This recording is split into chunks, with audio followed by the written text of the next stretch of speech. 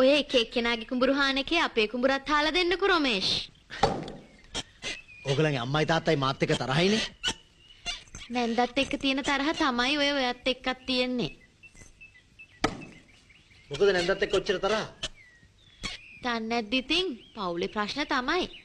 අපිට ඕව වැඩක් නැහැ. අපි අපේ වැඩක් බලාගමු. මිමි බබා අර බලන්න මොනවද කරන්න කියලා බලන්න. කාගේද ඔය බබා? මගේ. ඕනේද ටිකක් වඩා ගන්න?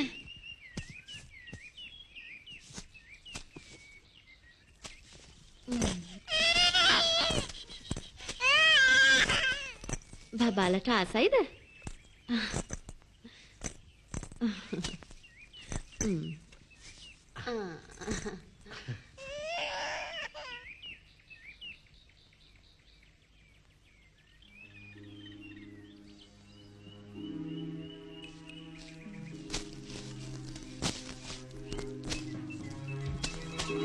Hey, මේ බබාව ගන්නවා.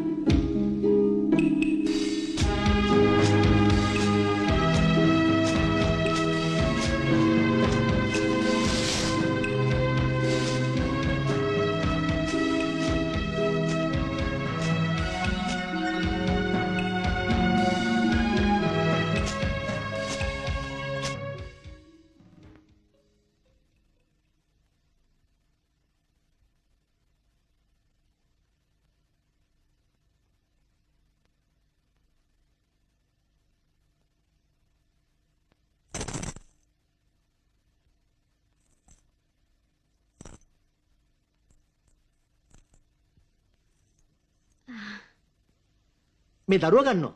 මට වැඩ තියෙනවා.